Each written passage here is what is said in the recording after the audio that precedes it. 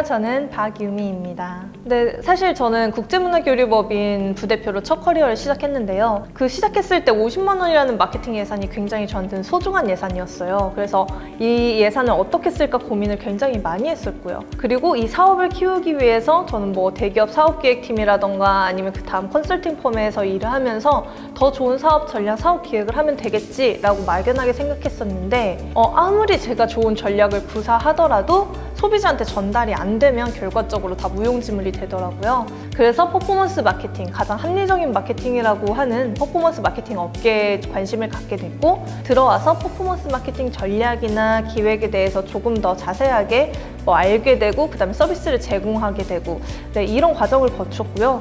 그리고 간간히 제가 사업 설명회 같은 거를 나가면서 창업하시는 분들한테 퍼포먼스 마케팅에 대해서 알려드린 적이 굉장히 많아요. 근데 그러다 보니까 많은 분들이 아직 퍼포먼스 마케팅에 대해서 잘 모르시고, 그 다음에 어떻게 퍼포먼스 마케팅을 시작하면 좋을지 잘 모르시더라고요. 그래서 조금 더 잘 도와드릴 수 있는 방법이 뭘까 고민을 하다가 이렇게 강의까지 하게 되었습니다.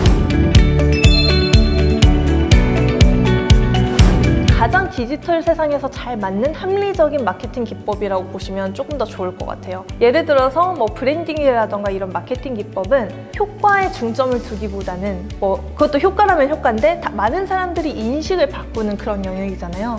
근데 퍼포먼스 마케팅은 앱을 설치한다면 설치하는 거, 클릭한다면 클릭하는 거, 광고주가 어떤 특정한 목적대로 여기 이 목적을 이루어야 된다라고 이제 설정을 해놨을 때 그 목적에 맞게 최대한 마케팅을 운용을 하는 그런 기법이라고 보시면 될 것 같습니다. 네, 사실 퍼포먼스 마케팅은 계속해서 배워야 되는 곳이다라고 얘기할 정도로 지금도 계속 급격하게 변하고 있는데요. 사실 제가 처음 업계에 들어왔을 때까지만 해도 클릭당 단가라던가 아니면 설치당 단가가 가장 발전된 형태의 퍼포먼스 마케팅이라고 생각을 했어요. 근데 이제는 행동 단가라든지 아니면 구매를 했을 때 지불하는 방식까지 나타나고 있고요.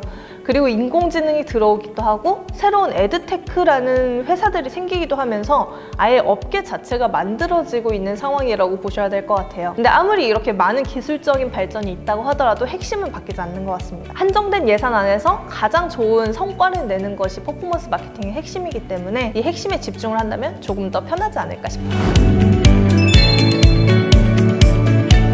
제가 생각하기에 퍼포먼스 마케팅을 성공시키려면 사람의 노력이 가장 중요한 것 같아요. 아무리 광고 기술이 발달했고 그 다음에 타겟팅이 고도화되고 정밀화되어서 저희가 쓸 수 있는 그 기술적 요소들은 많아졌지만 결과적으로 그거를 선택하는 건 또 사람이거든요. 그래서 저희도 내부에 보면 주니어도 있고 시니어도 있고 이렇게 많이 있지만은 시니어한테 맡긴다고 무조건 캠페인이 잘 나오는 게 아니고 주니어한테 맡겼다고 해도 그 주니어가 관심이 있는 분야, 예를 들어서 게임이면 어떤 게임 분야에 굉장히 관심이 많았던 사람이 퍼포먼스 마케팅을 타겟팅하는 게 훨씬 더 창의적이고 그 다음에 더 타격률이 높은 거죠. 그럴 수가 있기 때문에 단순히 경력이 높고 그래서 능력이 많고 그 다음에 레퍼런스가 많다기보다는 이 캠페인을 얼마나 좋아하고 더 성공시키려고 노력하는지에 따라서 퍼포먼스 마케팅의 성패가 좌우된다고 생각할 수 있을 것 같습니다. 퍼포먼스 마케팅은 이미 AI가 돌리고 있는 것도 있어요. 예를 들어서 구글 AC 캠페인이라고 해서 이미 인공지능이 다 타겟팅 해주고 그 다음에 정말 그 수백 수천만 지면 중에서 가장 내 캠페인 성과가 잘 나올 수 있는 곳에 광고를 송출해주는 이런 거는 이미 지금 진행되고 있고요. 근데 그렇다고 해도 이 단가를 어떻게 책정할지 그 다음에 어느 시기에 그 소재를 바꿔줄지 등등 많은 곳에서 사람들의 의사결정 능력이 들어가야 돼요. 예를 들어서 AC 캠페인을 잘 운영하다가도 사회적 이슈가 터진다던가 아니면 경쟁사 동향이 바뀐다던가 이런 경우에 따라서 단가를 올려주거나 내려주는 등 사람들이 뭔가 판단에 의해서 조정해주지 않는다면 사실 최적의 성과는 내보낼 수 없지 않을까라는 생각을 하고 있습니다.